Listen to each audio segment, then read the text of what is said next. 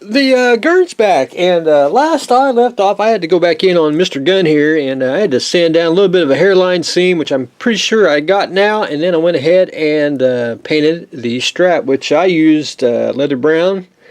Just got the basic coat on there. I got to look at it and make sure that I didn't miss a spot, and then after it dries, I'm going to go in with a little bit of a wash and give it a good wash, just all the way around, black wash, and should tone down the brown just a little bit and make it look a little weathered. But anyway, there is that on the gun. The Gernsback itself, I went ahead and I got the other armor on, and I went ahead and painted a red stripe on there just to give them just a little bit of color. I thought about doing one on each side, but I think one looks pretty darn slick the way it is. So anyway, got that done. Then I went in with where is it?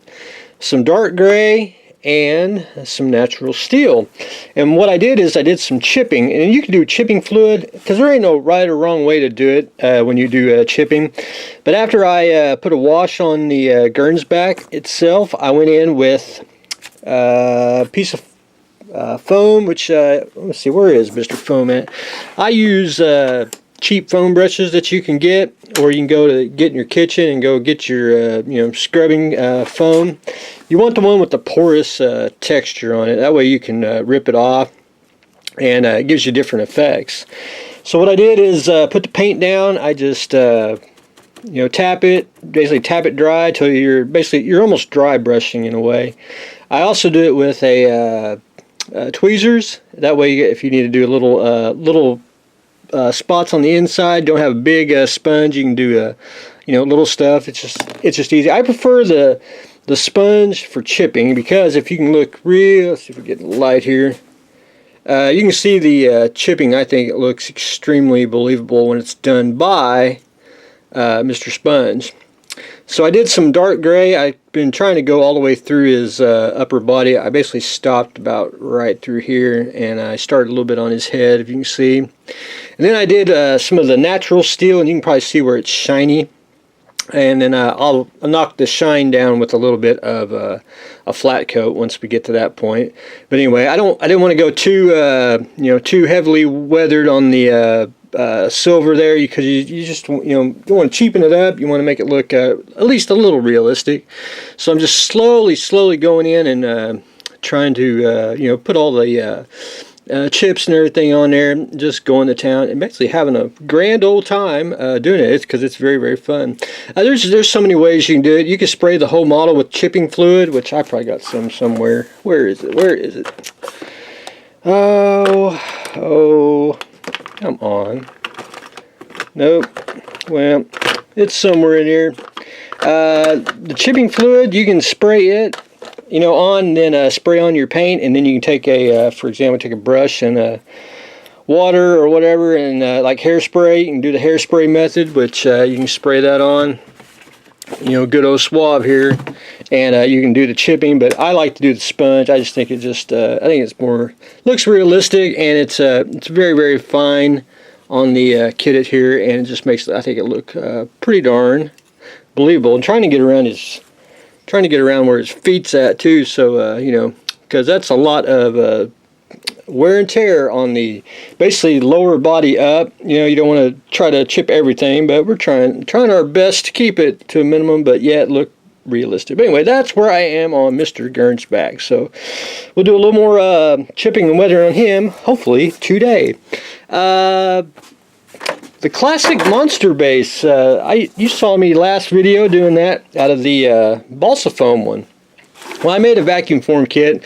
I haven't decided if I really want to mass produce it or not. If I do, it'll probably be a limited run, and I take these to shows, sell them there, and especially on the old internet there, Facebook and all them. But anyway, I'm going to cut this out.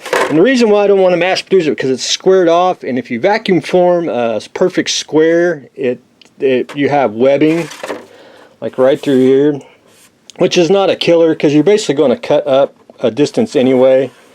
When you cut it out, I mean, you ain't going to actually cut it to the thing, but anyway, that's just something, I didn't want to make it too beveled. I wanted to make it squared. You can still see the texture in the kit, so when you glue it like so, you'll be good to go on that. But anyway, I want to cut one out, see how well it does, and also I don't know if I want to produce it.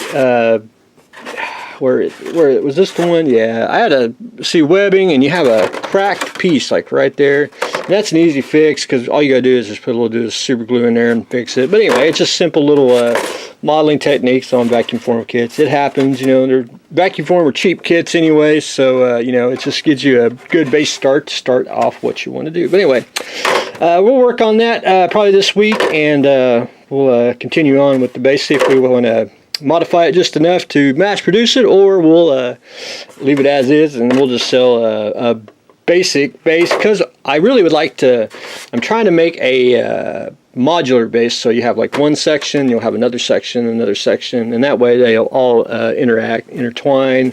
Anyway, I'm thinking out loud, but anyway, we'll figure it out. And my wood bases, I've been slowly staining them, and then I've been putting polyurethane on them. I like most everyone has a pedestal base where they have a base and then the base itself. I actually I like just the standard, you know, 3x3. I just think it looks just, you know, good enough the way it is. When you make a base, you don't want it too distracting, you know, because you want to see the model. You really don't want to see the base, you know, which I've seen, you know, excellent models, not good bases. I've seen good bases, not good models. I actually know two people that should get together and build models and bases together, because they'd just wipe out the competition. But anyway, that's another thing. But anyway, I got these stained. I'm waiting for them to dry, and then next week we will we'll work on the diorama part, and I'll show everyone how I do it, and because there ain't no right or wrong way to do that either, and I'll show you how I do it. And then after Mr. Gernsback gets on the base, then we're going to start working on the tank, because I'm going to stick Mr. Ball Tank on a base like that, and I'm going to go hollow out the bottom and drill a hole through here so I can run the wires and put the battery up in the base, because I've never done that on a solid base before, and I thought that would look cool. And I got a figure coming for Mr. Ball Tank here. So anyway, that's what I've got going on today. We are staining bases, we are making vacuum form monster base, and we are weathering Mr. Gernsback. So that's what I got going on today. Oh, and I went ahead and put the, it's not a decal, it's actually a sticker, but for his little visor thing, it's just a green sticker there, so I got that on. So that's probably the only decal I'll add on it. But anyway, that's what I've got going on today, so stay tuned for the next exciting episode.